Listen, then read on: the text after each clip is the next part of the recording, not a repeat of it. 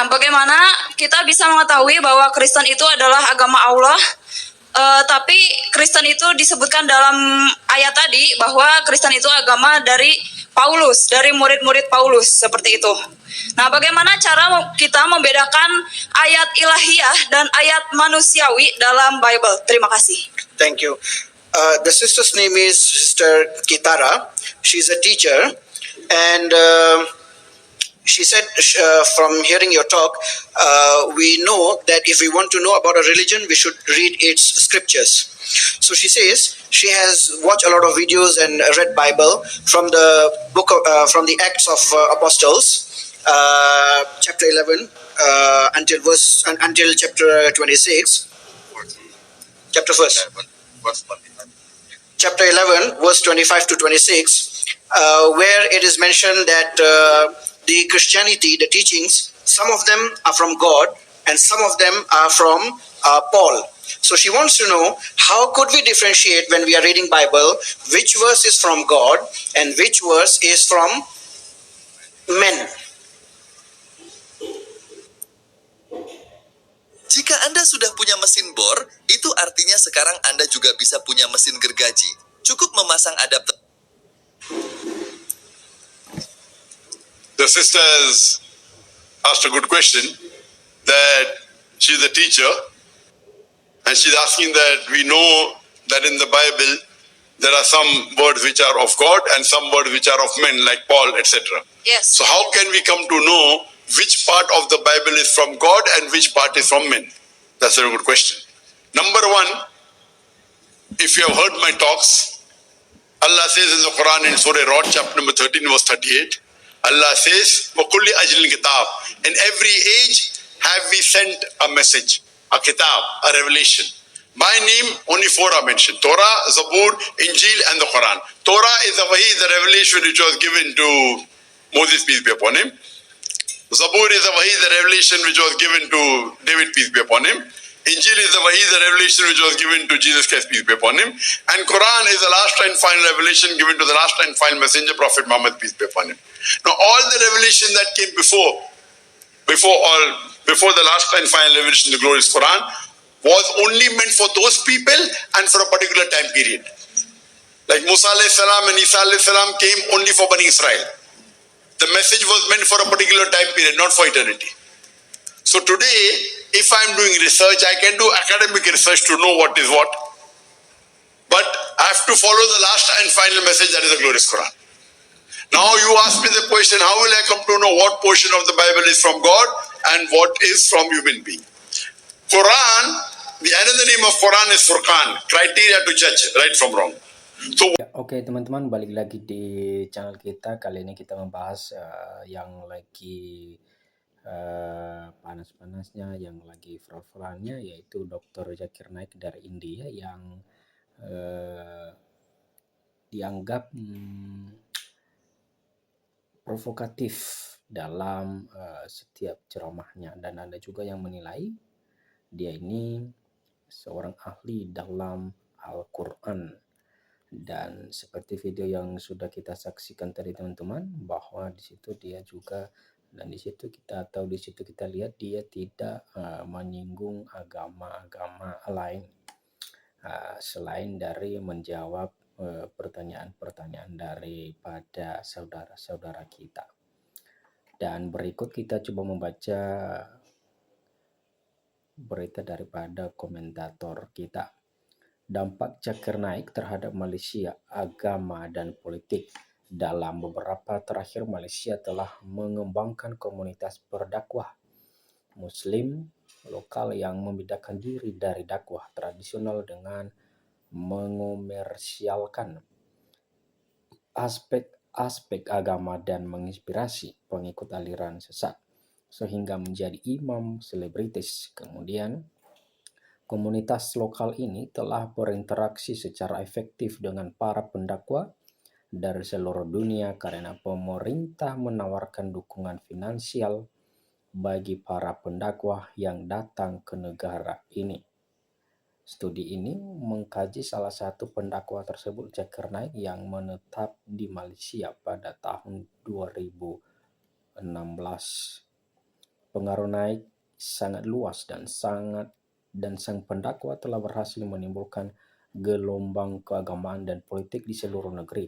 Meskipun banyak yang memuji kehadirannya sebagai hal yang positif bagi komunitas Muslim di Malaysia, yang lain berpendapat bahwa kehadirannya telah memperkuat kompleks supremasi Melayu Muslim di negara ini.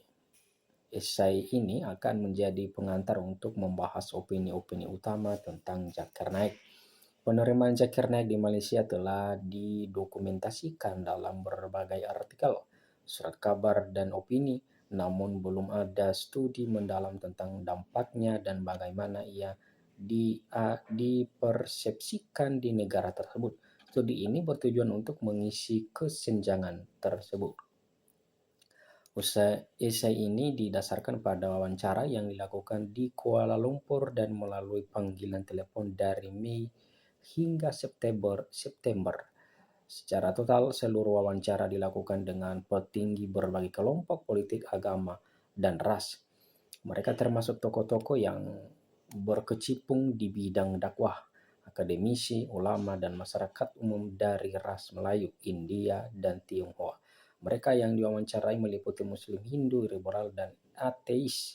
Penulis juga menggunakan berbagai materi audio dan video sumber terbuka yang diunggah ke YouTube. Selain itu, komentar pada berbagai video dan unggahan di YouTube, Facebook, dan Instagram dipindai untuk memberikan gambaran yang kompresif tentang sang pendakwa. Studi ini menunjukkan bahwa Naik memiliki dampak ganda terhadap masyarakat Malaysia di bidang politik.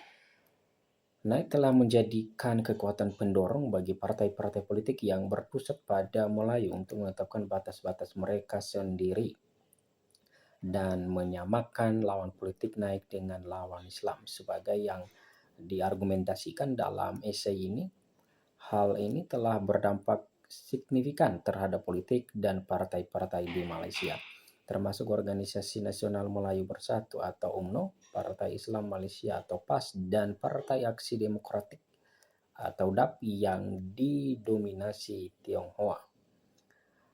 Di bidang keagamaan, Naik bertanggung jawab dalam menginspirasi banyak pendakwah dan penyebar agama Islam lainnya di Malaysia, termasuk tokoh seperti Firdaus Wong, seorang mualaf Tionghoa yang menggunakan beberapa teknik Naik untuk menyebarkan Islam. Saya ini pertama-tama memberikan latar belakang singkat tentang lintasan Zakir Naik dari India ke Malaysia dan membahas dinamika rahasia dan politik utama di Malaysia untuk membantu mengontekstualisasikan reaksi terhadap Zakir Naik. Reaksi-reaksi ini baik positif maupun negatif terbagi sepanjang garis agama, politik, geografis, dan ras. Esai ini kemudian mengeksplorasi pengaruh Naik pada lanskap keagamaan Malaysia dengan memeriksa anak didiknya, Firdaus Wong, seorang pendakwa Malaysia yang terkenal yang mempopulerkan gagasan dakwah jalanan.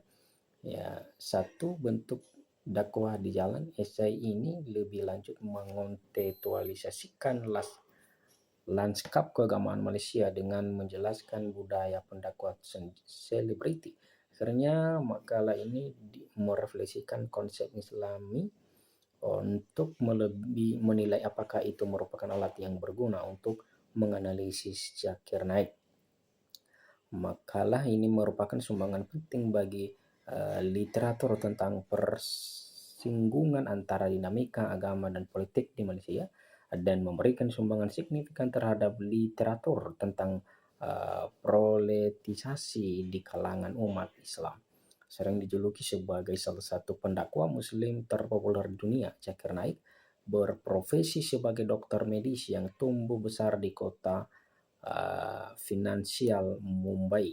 Naik adalah murid Ahmad Deedat, seorang pendakwa Afrika Selatan keturunan India yang dikenal karena tangannya yang agresif terhadap tuduhan misionaris Kristen terhadap Islam. Naik mulai memberikan ceramah dalam bahasa Inggris dan terkadang juga dalam bahasa Urdu atau Hindi pada awal hingga pengetahuan 1990-an.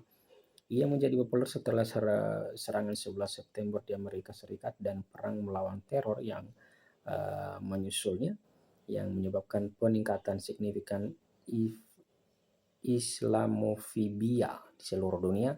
Umat Muslim merespon dengan berupaya mempertahankan reputasi agama mereka agar tidak dianggap sebagai penyebab terorisme. Di sinilah letak kekuatan dan klaim ketenaran naik dengan vokal menentang narasi neokolonial dan Islamofobia tentang Islam. Ia berhasil membantu banyak umat Muslim di seluruh dunia untuk terlibat dengan narasi tersebut. Ya, teman-teman, dalam keterangan ini ada banyak juga Islam yang udah benar-benar mengikuti ajaran dari Zakir Naik ini, dan ada juga yang hanya bisa mendengarkan tetapi agak jauh dari